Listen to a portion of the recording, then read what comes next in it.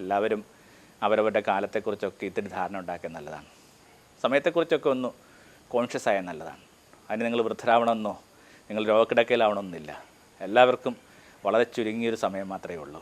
ഈ മണൽ ഘടികാരത്തിൽ കണക്കിങ്ങനെ സമയം ഇങ്ങനെ ചോർന്നു പോയിക്കൊണ്ടിരിക്കുമ്പോൾ ഈ കുറച്ച് സമയമുള്ളവർക്ക് കൂടുതൽ കൊടുക്കേണ്ട ബാധ്യതയുണ്ട്, കൂടുതലായിട്ട് ചൊരിയേണ്ട ബാധ്യതയുണ്ട്. അങ്ങനെ മരണം നിങ്ങളെ തേടി വരുമ്പോൾ ഇങ്ങനെ മജ്ജയില്ലാത്ത മനുഷ്യരായിട്ട് നിങ്ങളെ കണ്ടെത്തണം. പിന്നെ മരണത്തിന് എന്താ നിങ്ങളിൽ നിന്ന് കൊണ്ടുപോകാൻ പറ്റുക? ഈ ക്രിസ്തു മരണത്തെ ഇങ്ങനെ കള്ളനെന്ന് വിളിച്ചതിൻ്റെ ഒരു ഭംഗിയുള്ള ഒരു വിശദീകരണം കൊടുക്കുന്നത് ഞാൻ കേട്ടു. അത് കള്ളന് അടുക്കലേക്ക് വരുമ്പോൾ ക്രിസ്തുവിൽ നിന്ന്, മരണം കള്ളനാണെങ്കിൽ ആ മൃത്യു എന്ന് പറയുന്ന ഒരു ഭീകര റിസ്കറിന് യേശു എന്ന് പറയുന്ന ചെറുപ്പക്കാരിൽ നിന്ന് എന്തുകൊണ്ട് പോകാനാണ്? അതെല്ലാം ഇങ്ങനെ കൊടുത്തൊരു മനുഷ്യൻ, അബണ്ടൻ്റായിട്ട് കൊടുത്തൊരു മനുഷ്യനാണ്. അയാളുടെ അടുക്കലേക്ക് വരുമ്പോൾ ഒഴിഞ്ഞ മടിശീല മാത്രമേ ഉള്ളൂ, കാരണം എല്ലാം കൊടുത്തൊരു മനുഷ്യനാണ്.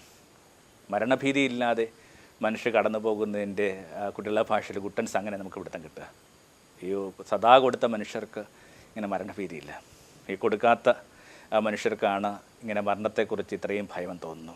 നമ്മുടെ കാരണവന്മാരൊക്കെ നമ്മുടെ തൊട്ടുമുമ്പത്തെ തലമുറയിൽ മിക്കവാറും എല്ലാ മനുഷ്യരുമൊക്കെ ശാന്തമായി മരിച്ചതിൻ്റെ പൊരുൾ അതാണ് വാസ്തവത്തിൽ.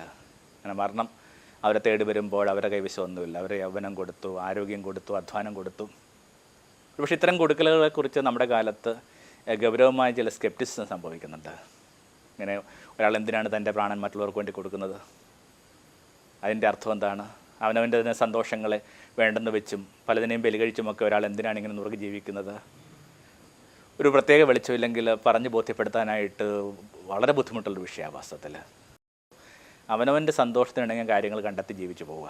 ഇങ്ങനെ ഓരോരുത്തരും അവരവരുടെ ആഹ്ലാദങ്ങളും അവരവരുടെ സന്തോഷങ്ങളും ഒക്കെ മാത്രം നോക്കി നടന്നിരുന്നെങ്കിൽ ഭൂമി നിങ്ങൾ വസിക്കുന്ന ഇടമായി മാറുന്നുണ്ടാവില്ല. ഭൂമി ഇത്രയും ഭംഗിയുള്ളൊരിടമായിട്ട് മാറിയത് കുറേ അധികം മനുഷ്യർ അവരുടെ സന്തോഷങ്ങൾ വേണ്ടെന്ന് വെച്ചുകൊണ്ടാണ്. അവരവരുടെ സന്തോഷങ്ങൾ ഇങ്ങനെ മറ്റാരുടെ ജീവിതത്തിലേക്ക് പൂർണ്ണമായിട്ട് ചൊരിഞ്ഞതുകൊണ്ടാണ്.